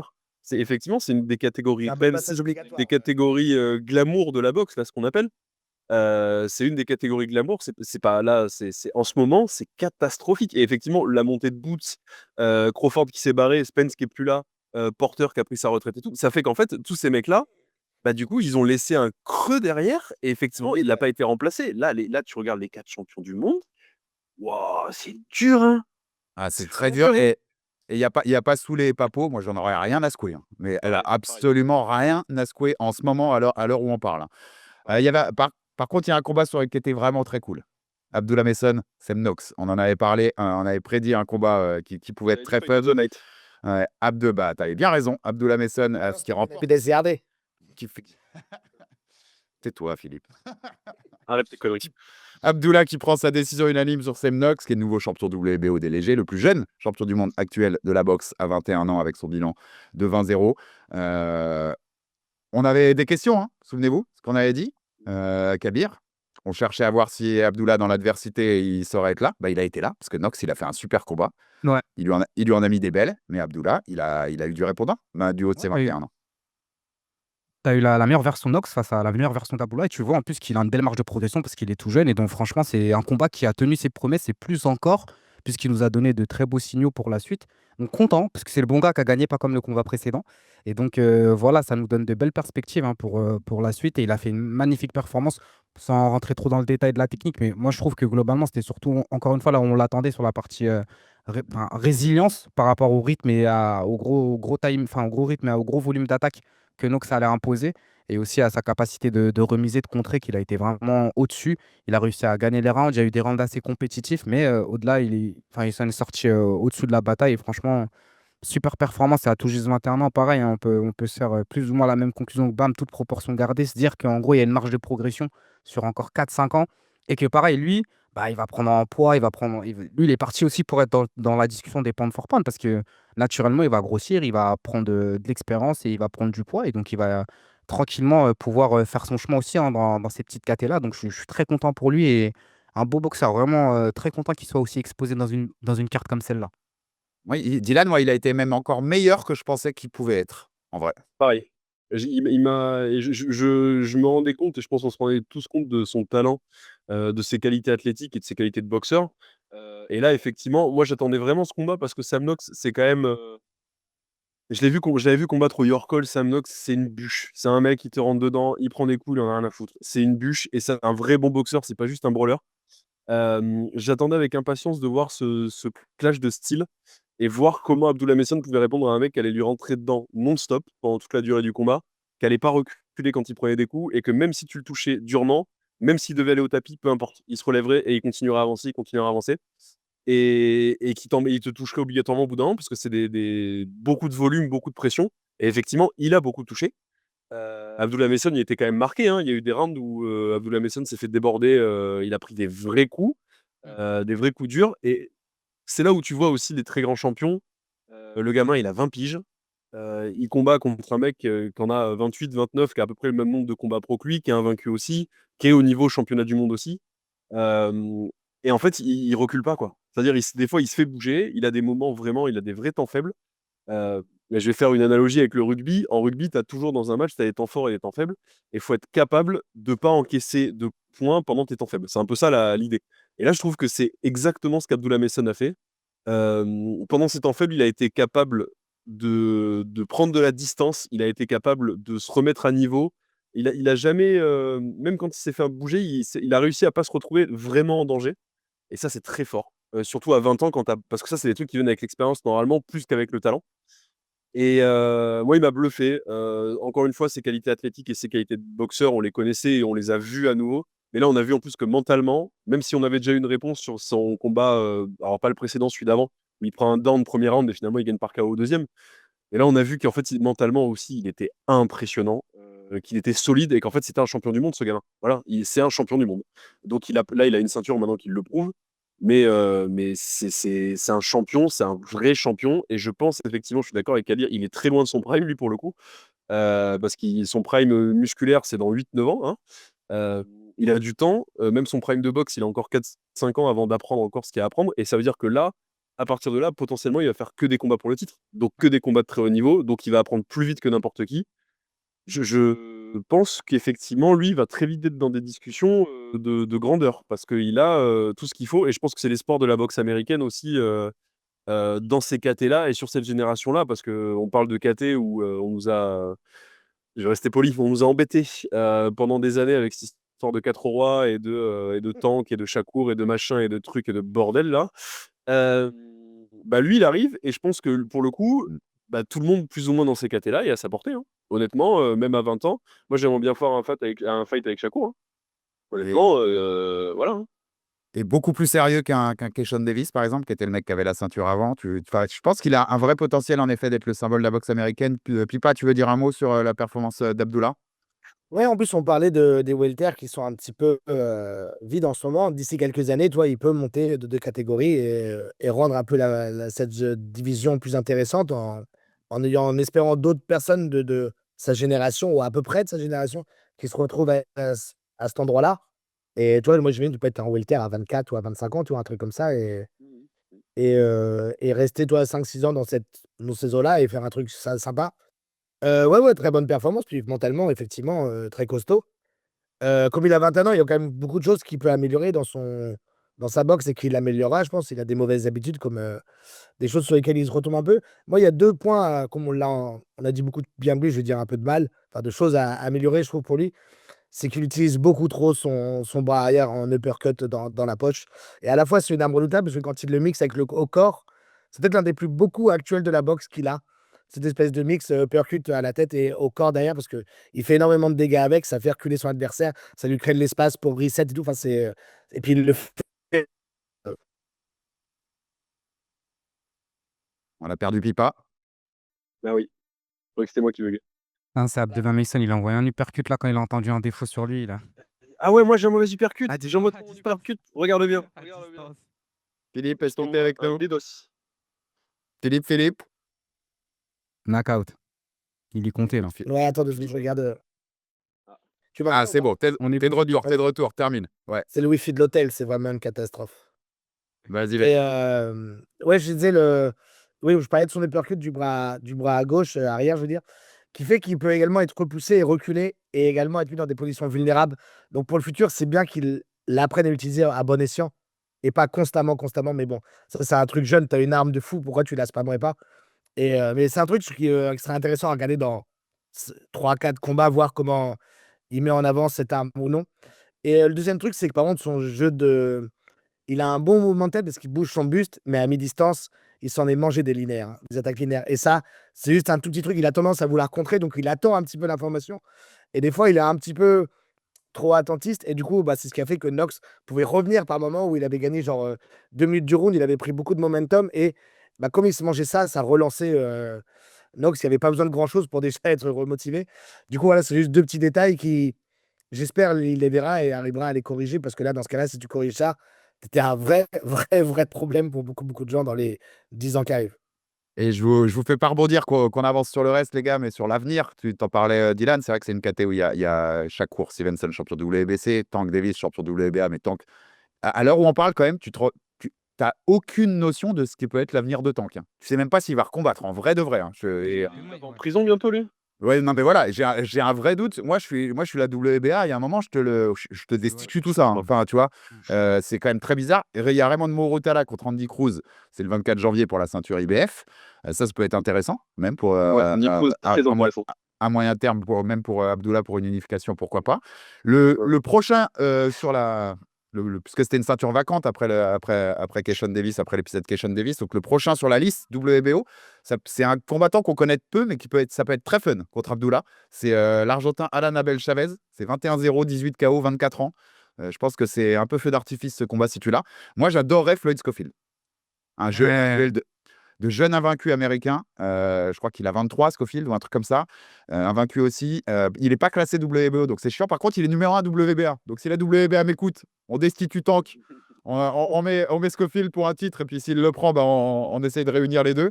Ça me va très bien, mais c'est pour dire, tu vois, en une minute, il y a beaucoup de possibilités dans cette KT où il y a des beaux noms, et j'ai vraiment hâte de voir la suite pour Abdullah. Puisque je dis la suite, Ça, c'est les transitions journalistiques, monsieur Kabir. On Incroyable. passe à Benavidez, Anthony Yardet, avec Benavidez qui le termine au 7e round. Et pour garder son titre WBC des mi-lourds. Le combat, en gros, de toute façon, si vous voulez en dire un mot, je vais vous donner rapidos chacun la parole, mais vous pouvez en dire un mot, mais je crois qu'il s'est à peu près déroulé comme on l'avait imaginé. Il n'y a pas de surprise. Yardet qui plus que ça. qui se fait taper qui se fait taper, qui tient, et encore une fois, hein, qui fait toujours le même parcours. Un joli run, il est au pied de la ceinture, il se fait rouler par le mec parce qu'en fait, il y a des niveaux dans ce jeu, comme on dit. Donc voilà, et donc Benavidez, qui encore une fois, hein, fait un combat où il n'a pas beaucoup de compétitivité et où on l'attend finalement contre un gros nom. Et c'est cool, justement, parce que du coup, derrière, il annonce son combat pour le Cinco de Mayo, donc c'est bien, c'est pas mal. Et oui, t'as raison, il y a un plafond de verre pour un Yardet. Enfin, c'est évident, ça se voit depuis des années. Et donc oui, la suite, quand même, puisque tu as raison, il annonce contre Zurdo. Donc on continue, on monte de catégorie encore. On va chez les lourds légers. J'ai vu que Beterbiev avait réagi sur les réseaux à son combat. On attend toujours Bivol, mais on en a parlé tout à l'heure. On ne sait pas trop ce qui se passe avec Bivol, ni quand est-ce qu'on va le revoir. Jim Lampley, les gars, quand même plus qu'un cador respectable de la boxe. Je sais pas, vous avez vu passer sa conversation avec Sean Zittel sur Twitter? Non, j'ai pas Lui, vu. il veut le voir monter, prendre Usyk, et il dit qu'il pourrait embêter Usyk. C'est bien entendu. C'est lâche, hein, je lui pardonne. J'ai beau respecter Jim Lampley, HBO et tout, ouais. mais j'ai beau respecter Lampley, mais là, faut pas déconner, quoi. On est loin de ça. des conneries. Mais ça vous plaît, en gros, Dylan, vas-y, mais ça te plaît, Zurdo, plutôt que d'essayer de faire Beterbiev ou Bivol? Je vois, hein, C'est pas que ça me plaît, c'est que je pense que lui, il a essayé de le faire. Et je pense que de leur côté, ils ont essayé de le faire. Que Bivol, on sait pas ce qui se passe. Que Beterbiev, pareil, hein, Beterbiev, il a bon dos de tweeter, de réagir, de machin et de tout. Beterbiev, il devait être sur la carte. Finalement, non. Finalement, oui. Finalement, non. On sait pas. Il est blessé 6 mois par an, Beterbiev. Enfin, c'est compliqué aussi, tu vois. J'ai l'impression que Benavidez, il a passé sa vie à attendre Canelo. Il est monté, il est enfin champion du monde parce que putain, il a été champion intérimaire au super middle pendant des années. On lui a jamais donné sa chance à Canelo pour avoir les ceintures. Il est monté, là, il a été upgradé et il cimente en faisant son premier combat de championnat du monde contre Yard, qui était effectivement pas à son niveau, mais ça, on le savait. Mais c'était un combat intéressant parce que ça répondait à plein de trucs. Benavidez qui met son premier KO chez Light Heavy, tout ça, enfin, c'était quand même intéressant comme combat parce que Yard, encore une fois, c'est pas un mauvais boxeur loin de là. Oui. Et après, qu'est-ce que tu fais en fait? Tu continues d'attendre de défendre ta ceinture contre des mecs qui sont pas à ton niveau et tout le monde te dit ouais, mais du coup, qu'est-ce que tu. Non, il a raison, il monte. Le mec, il y a 2 ans, il était en super middle, là, il monte pour affronter le champion du monde des cruisers. C'est magnifique. Le champion du monde unifié. Bon, franchement, chapeau l'artiste, hein. Pour moi, c'est le move qu'il fallait faire. Il a une paire de coronets énorme, David Benavidez. Il a peur de rien. Lui, pour le coup, je prends n'importe qui, n'importe quand, vraiment. Et donc, ça prouve quand même que c'est pas lui qui a évité Canelo ou que c'est pas lui qui évite Bivol ou Beterbiev. Moi, j'attends de voir physiquement ce que ça va donner. Parce que c'est vrai qu'il a un physique particulier, David Benavidez. Donc, voir dans une catégorie encore au-dessus, parce qu'il a. Enfin, il a des épaules de serpent quand même, donc c'est vrai que c'est marrant de le voir dans des catégories, continuer à monter de catégorie et avoir toujours ce physique très atypique. Donc voir comment il va se comporter en cruiser quand même, où là, il y a quand même des très beaux bébés. Jurdo, c'est costaud. Mais sinon, moi je trouve ça hyper honorable et je trouve aujourd'hui, c'est un des rares dans la boxe comme ça qui dit moi j'en ai rien à foutre, je veux juste combattre les meilleurs. Donc si les meilleurs dans ma catégorie veulent pas me combattre, bah je monte. Ah, les meilleurs dans cette catégorie veulent pas me combattre non plus, bah je continue à monter. Franchement, chapeau. C'est ça qui est terrible. On n'aura pas eu Canelo, on n'aura sans doute pas eu Bivol et Beterbiev. Tu vas voir qu'il va aller taper Zurdo et qu'on n'aura pas Opetaya. Oui, c'est sûr. Si t'as le G, on n'aura pas Opetaya, c'est sûr. Tu vas voir qu'on finira comme ça avec ce mec-là, et ce serait terrible, même pour lui, pour le coup. Philippe, t'as envie de voir quoi? Ça te plaît, Zurdo? Si je peux me permettre, je m'en contrefiche complètement. Voilà, Enfin, je dirais. Rien à foutre de sa carrière, mais de A à Z. Eh Et ben, ben, je savais. Bah, comme ça, puisque tu as la parole, je fais la passe D, on finit sur The Ring et on part au Japon. C'était lundi matin à Tokyo. Et là, tu vas avoir la parole en premier parce qu'à tout seigneur, tout honneur, la team Kabir Herbie voulait croire que Tenshin deviendrait champion du monde en moins de 10 combats, qu'il avait le hit factor, comme j'ai dit, le petit truc en plus. Mais Takuma, c'est pas spectaculaire comme son frère. Il n'a pas le punching power de Naoya, mais c'est un sacré boxeur, tenace, voilà, très bon boxeur, même techniquement, qui a de la détermination, qui lâche rien et qui a fait un super combat et qui prend la décision unanime pour devenir le nouveau champion du monde WBC des bantams. Il avait déjà eu le titre WBA. Seiya Tsutsumi lui avait enlevé il y a plus d'1 an. Et maintenant, il redevient champion du monde. J'ai juste ça à dire et je te laisse le tapis rouge, monsieur Pipa, mais chapeau Takuma Inoue. Et c'est la soirée, lui qui a toujours été dans l'ombre de son frère, là, c'est la soirée où Takuma s'est enlevé de l'ombre de Naoya Inoue en battant la superstar. Clairement.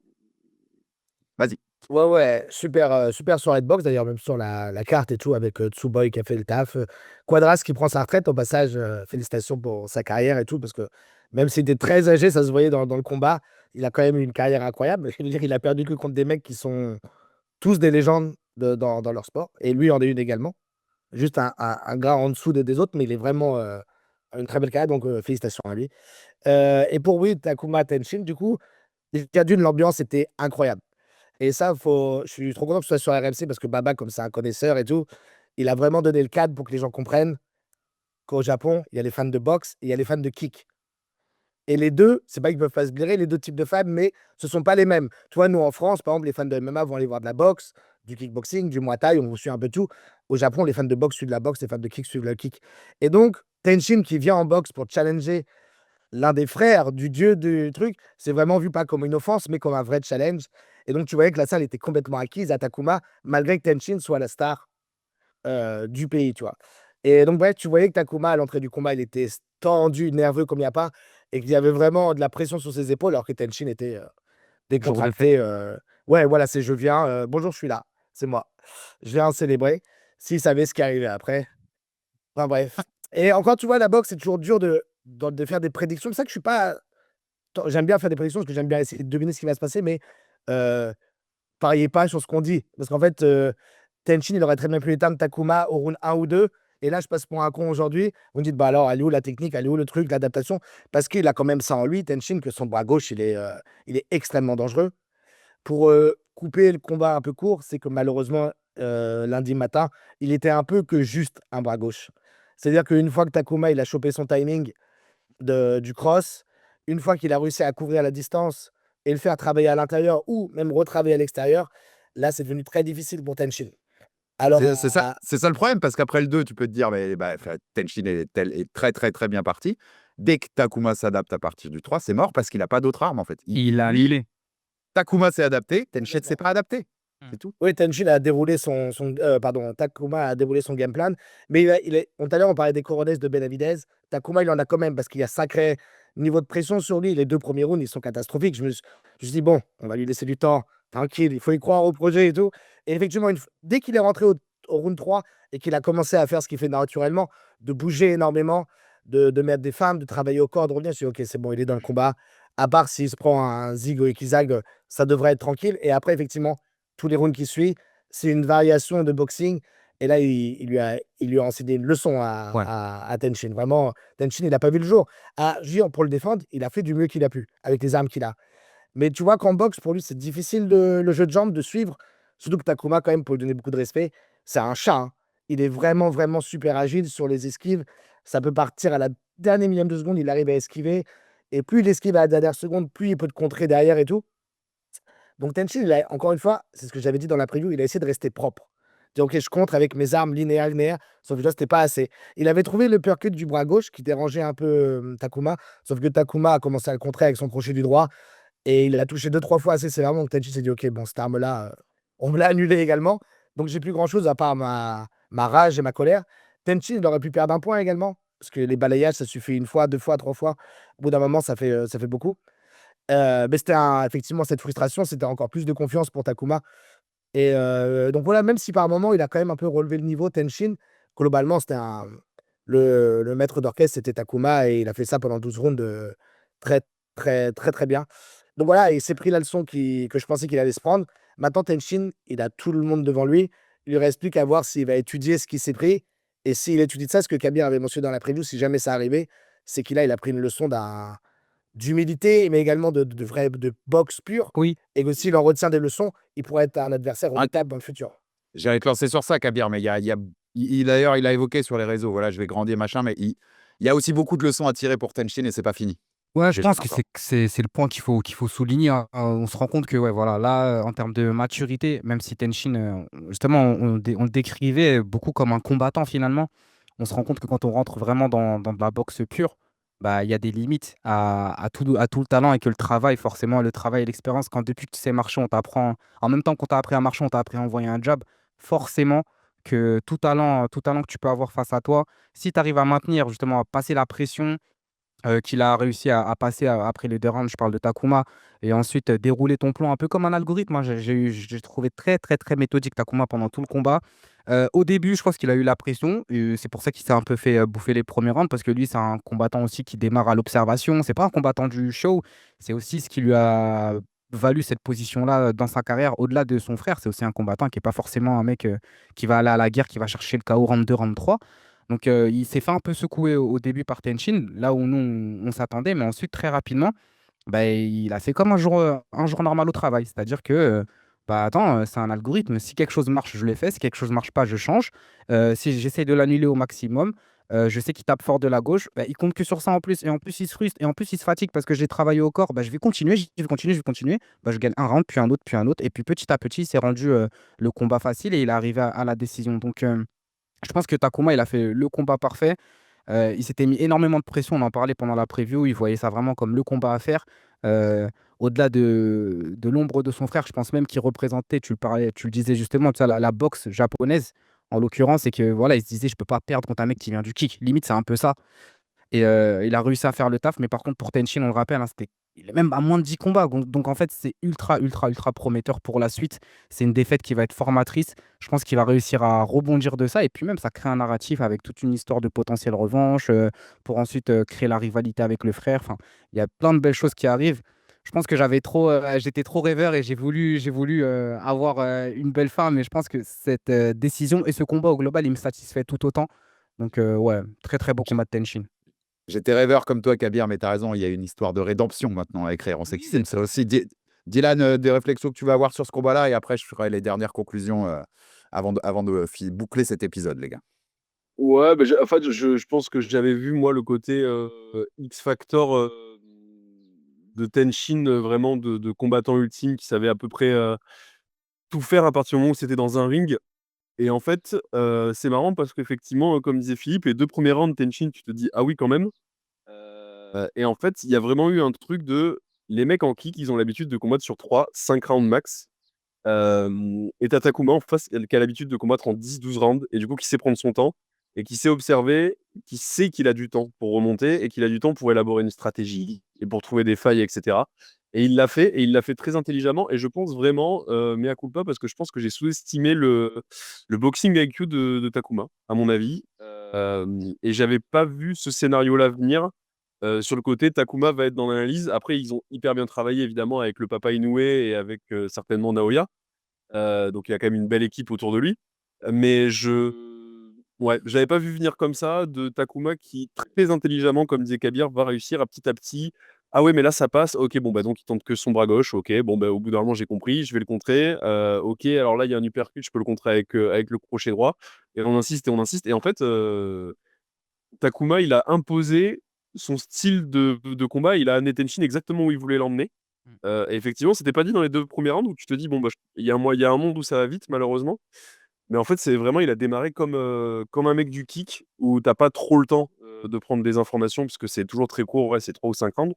Alors que Takuma, il a fait ça très intelligemment, il a fait ça comme un boxeur vétéran, comme un mec qui a déjà, eu des titres de champion du monde, qui a déjà combattu pour des ceintures. Et du coup, moi, mea culpa parce que j'avais pas vu Takuma, aussi fort et je pensais que le X Factor, de Tenshin allait, faire basculer le combat en sa faveur. Mais, après je fais peut-être au fond de moi, j'avais envie effectivement de ce narratif, avec la finalité Naoya contre Tenshin, mais c'est pas grave, tu vois? C'est pas grave parce qu'effectivement, il y a d'autres histoires qui s'écrivent, il y a le perdant de Nakata Inoue, enfin, il y a des trucs à faire. Tataki aussi, hein, qu'on avait enterré aussi. Et surtout, ouais. La Takei, Effectivement. les 2 sont sur une défaite, ça peut se remonter. Enfin, il y a du narratif à écrire, mais vous avez raison, le meilleur boxeur de boxe anglaise a gagné, tout simplement, dans le ring, C'est dans le ça. ring de Tokyo. Et sur les narratifs, moi, 2 points que importants, on parlait de sortir de l'ombre, mais il y a beaucoup de papas, hein, qui ont formé des champions du monde de boxe. Mais alors, Shingo Inoue, c'est un délire quand même. Parce qu'avoir formé les deux petits, là, avoir formé les deux petits depuis qu'ils sont tout petits, et avoir mené deux multiples champions du monde à ce niveau-là de qualité dans les fondamentaux de la boxe, c'est quand même absolument délirant ce qu'il a fait Papa Inoue, je trouve. Et la suite qui est intéressante, tu le disais tout à l'heure, Philippe, Takuma, il veut défendre au Tokyo Dome. Et c'est qu'en undercard de Inoue Nakatani en mai. Ce qui est cool, là, avec ça, c'est que s'il n'avait pas pris ce titre-là et qu'il avait été sur cette carte, on aurait dit il est sur cette carte parce que c'est le petit frère de Naoya. Là, il a mérité sa place au Tokyo Dome, je trouve. En tant que Ouais, lui-même, en tant c'est que cool. Takuma Inoue, il a mérité cette carte et c'est très cool. Et il y a 4 possibilités qui ont été données par Hideyuki Ohashi, qui est on rappelle le promoteur historique des frères Inoue, de Ohashi Promotion. Christian Medina, qui est le champion WBO, qui est le mec qui a tapé Takei pour une unification. Jean-Francisco Estrada, qui est numéro 1 WBC en bantam, ce qui peut être quand même intéressant parce que c'est toujours un grand nom. Mais les deux autres, ils sont quand même plus marrants. Le vainqueur de Tsutsumi Donner, donc pour la ceinture WBA, c'est Tsutsumi, l'ancien champion, qui affronte Donner, qui veut redevenir champion du monde à bantam à 40 ans, ou je ne sais même plus combien il a. Ouais. Ça, c'est le 17 décembre, donc on le saura vite ce qui va se passer. Mais le vainqueur, c'est très cool, parce que même Donner, bon, c'est un nom battu par son frère. Enfin, tu vois, le narratif du petit frère qu'il reprend plusieurs années après. Tsutsumi, la revanche, puisque c'est Tsutsumi qui a enlevé son titre il y a plus d'1 an à Takuma. Enfin, les deux scénarios sont très cool. Et le quatrième, moi, je ne l'avais pas vu venir, Philippe. Kazuto Yoka. Ohashi l'a cité parce que Kazuto Yoka, donc champion du monde dans 4 catégories, qui vient des Superfly, qui veut monter en bantam pour tenter d'être champion du monde dans 5 catégories. Il n'y a aucun Japonais qui l'a fait encore, tant qu'Inoue ne monte pas en feather. Il va faire son 12e ou 13e ou 14e combat là, le 31 décembre. Il combat toujours le 31 décembre, Yoka. Ouais, toujours. Sauf que la grosse différence, et ça c'est vraiment du détail, il faut connaître la boxe au Japon, c'est que ce ne sera pas sur les minots. Si, ce sera sur les minots, alors qu'avant il était sur Abema. Donc les plateformes de streaming. Il est historiquement sur Abema et il vient de passer sur les minots. Et ce combat du 31 décembre sera sur les minots. Pourquoi c'est intéressant? C'est que les minots, c'est le distributeur d'Ohashi Promotion. Ouais, ouais. Voilà. Donc ça s'écrit tout droit de Kazuto Yoka qui tente de devenir champion dans 5 catégories sur la carte de Inoue Nakatani. Et donc le premier japonais à faire ça face au frère d'Inoue. Je trouve ça très cool. Très très cool. Si tu veux dire un mot rapidos là-dessus, Philippe, et puis on conclut. Ouais, bah, pour moi, si tu as Inoue Nakatani et que tu as Takuma Kazuko Yoka, c'est facile. Évidemment, le combat élite, c'est Inoue Nakatani. Mais pour moi, dans le cœur, c'est le combat event le plus important dans ce cas-là. Parce que Yoka, c'est lui qui m'a amené à la boxe japonaise. Derrière Naoya, c'est mon boxeur japonais préféré. Et Takuma, bon, je pense que les gens ont compris, c'est mon chouchou. C'est vraiment un boxeur que j'adore parce que justement, il n'a pas la force que son frère a, mais il a tellement de technique, il est tellement bon dans sa boxe que puis il a un narratif intéressant que d'avoir ça en common event serait sûrement le dernier gros combat pas des deux parce que Takuma est encore jeune, mais de Yoka, ce serait incroyable. Ouais, c'est ça. Je sais pas s'il y aurait pas Pam en commun quand même. Attends, juste niveau timing. Hein. Dylan, si c'est Inoue Nakatani, Bam Kenshiro et Takuma Yoka, là, on voulait déjà y aller, mais réservez-moi 3 places au Tokyo Dome. Enfin, je vais monter sur des gens pour avoir ma place. C'est impossible autrement, là. Si tu me réunis tout ça sur la même carte, c'est complètement délirant. Donc voilà, donc à suivre, mais très intéressant ce qui peut se passer. Vraiment, avec Yoka, je ne le voyais pas venir. Et ce move chez les minots, il ouvre beaucoup de choses pour un possible gros combat au Tokyo Dome. Et ça, tu vois, pour le Tokyo Dome, pour ce plus grand combat de l'histoire du Japon, Inoue Nakatani, ça serait cool. 2 autres combats comme ça, là. Ouais. Ah ouais, ça mérite. Ça mérite et ça montrerait ce qu'est la boxe Je pense que la japonaise. carte va être phénoménale. Hein. Ouais, je pense. Mais ça va être une carte, attention, hein, vraiment. C'est cool. Je crois que Riyad Season, ils vont les mettre à jeu. C'était ça de cool de créer un nouveau pôle à côté de Real Season, tu vois, de créer un contrepoids et de montrer que, là, on en parlera avec la carte PBC aussi, mais de montrer que voilà, la boxe, c'est pas que Real Season. Malgré tout l'argent qu'ils peuvent injecter, on peut mettre des magnifiques combattants qui, certes, n'ont pas la fame des grosses stars de la Real Season, mais qui peuvent quand même faire des combats magnifiques. Yoka, on se rappelle, hein, le combat contre Martinez, c'était une guerre nucléaire. Donc, trop bien. Moi, combat de l'année, clairement. Et il n'avait pas perdu depuis, je crois, 4 ou 5 ans, hein, Yoka, depuis Martinez, pour mettre qui était Martinez et que c'était pas n'importe quel boxeur. Mais tu as raison, tu fais ces 3 combats-là, tu peux faire n'importe quelle carte Riyadh Season que tu veux en 2026. Je sais quelle sera ma carte préférée en 2026. Ouais. Largement, j'ai aucun souci là-dessus. Et Tsuboy, tu t'en parlais tout à l'heure, Philippe, bien sûr, qui bat Quadras qui prend sa retraite, un des 4 rois des Superfly modernes. Intéressant quand même, Tsuboy, c'est en Superfly. Quadras était numéro 1 WBC. Il était numéro 1 WBC, déjà, boxeur incroyable. Mais Quadras était numéro 1 WBC. D'ailleurs, Chocolatito était numéro 2. La WBC, messieurs, hein, qui a deux boxeurs de 45 ans, numéro 1 et numéro 2, même si on les adore, notamment Chocolatito. Mais donc, dès que Bam va monter, je vous l'annonce, Tsuboy, il est challenger mondial et il est même champion du monde. Tsuboy, il va devenir champion du monde très vite. Ouais. Il est à Il a la place. Incroyable. Il est à 3-0. Si Bam monte très vite, il peut être champion du monde en 4 combats. Je te le dis tout de suite. Si en timing ça colle, C'est ouf. c'est pas impossible du tout, du tout. Donc, à voir la suite, ou même en 5, tu vois, si Bam fait l'unification. Enfin, c'est vraiment, ça va aller très vite pour Tomoya Tsuboy, qui a une grosse carrière amateur. Et on avait la victoire de Raiz Halim contre Mikito Nakano. On n'avait jamais vu Halim, on s'en est parlé avec Philippe par message avant le combat. Écoute, bon petit boxeur et qui devient le challenger IBF de Angelo Leo. Donc, à suivre chez les featherweight, tout ça. Et Riku Masada qui a battu José Miguel Calderón Cervantes pour devenir. Il est classé dans toutes les fédés en bantam. Donc, il va devenir un des possibles contenders aussi pour la suite, pour cette KT qui est très tournée autour du Japon. Merci, messieurs. C'était un plaisir de partager tout ça avec vous et ceux de Gros Débrief. Merci, monsieur Pipa. Merci, monsieur Dylan. Retourne à tes 35 degrés, là. Laisse-nous tranquille. Il faut. Oui. Profite bien, mon ami, t'as bien mérité. Et Kabir, toi, retourne à ton ciel gris. Ouais, c'est pas, hein, je vais mettre une doudoune au-dessus de mon pull là parce que j'ai froid.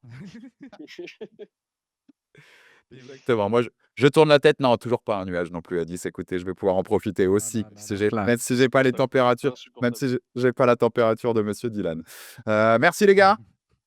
Donc, à tous ceux qui ont participé au concours, je vous le rappelle, allez voir les commentaires. Je vais mettre dans la journée ou demain les gagnants pour le jeu Undisputed. Et puis, on se retrouve la semaine prochaine. Il y a une très belle carte PBC dans le week-end du 6 décembre. Donc, on va avoir des choses à dire également. Salut à tous. Salut Dylan. Salut Kabir. Salut Philippe. Merci à tous d'avoir suivi Jab & Hook, comme d'habitude, votre émission sur la boxe anglaise. Et à très vite sur Jab Life. Ciao, ciao.